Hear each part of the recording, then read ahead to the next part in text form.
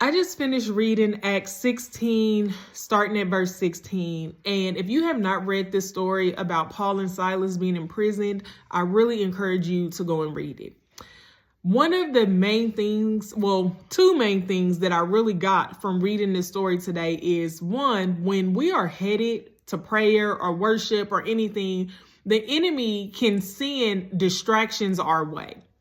We have to remember that when these distractions come, they are coming to keep our eyes off of Jesus Christ.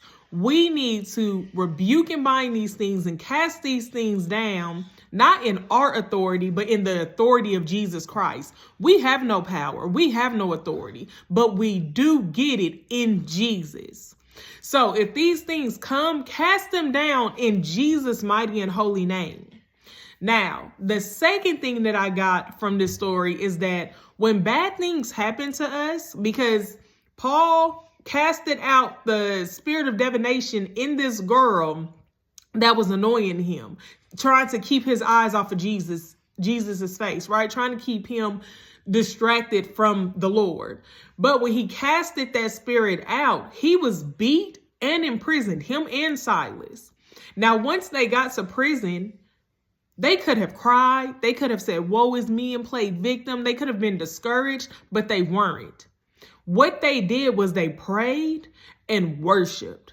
They prayed out to God, thanking God, praising God for who he is. We need to remember that when certain situations and trials come our way, we don't need to be complaining and crying, woe is me. God, why did you let this happen to me? We need to be praising the Lord and thanking him for who he is. Sometimes our breakthrough, sometimes our strategy comes through prayer and praises, not complaining, not crying, not discouragement, but Jesus, but the Lord our God himself. I woke up this morning and I had a dream that shook me. And the first thing that I wanted to do was go, oh my gosh, God, why, what is happening? But the Lord reminded me, you praise my name. I can bring strategy and breakthrough and defense through your praises. Remember, I posted a video the other day talking about how God comes to our rescue, not sometimes, not every now and then, but every single time. We have to remember that God is our refuge. He is the rock that we depend on. We can trust in him. When Paul and Silas praised the Lord in that jail cell, not complaining, an earthquake came.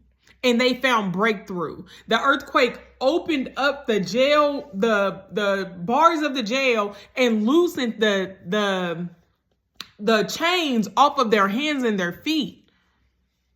Off of the hands and their feet. They were free through their praise and worship to the Lord.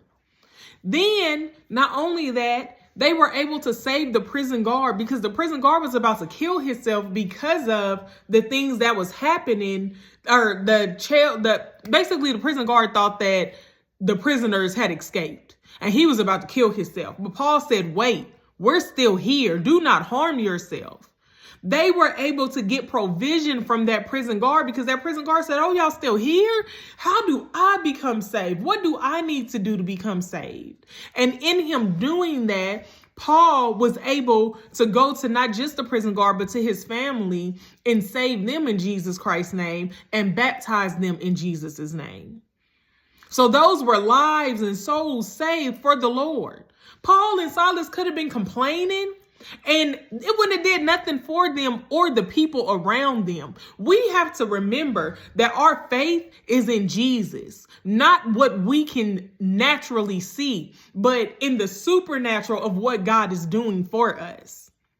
We have to remember that it's not about us, but about other people as well. Because if Paul and Silas would have been complaining, the prison guard probably wouldn't have been saved that night, nor his family. So we need to remember that when we see trials and tribulations, let's not complain. Let's not get discouraged, which is so easy to do. But let's train our brains and start shifting our brains to praising the Lord and seeking the Lord for strategy, praising the Lord for who he is, praising him that it's not worse than what it could be. I pray that you go and read Acts 16 and that it blesses you just as much as it blessed me. And that remember that we are not going through these trials and tribulations alone, but we have a mighty Savior who we can go through them with, who will provide for us, protect us, send us strategy, be our defense, come and rescue us every single time. So y'all be blessed. Bye.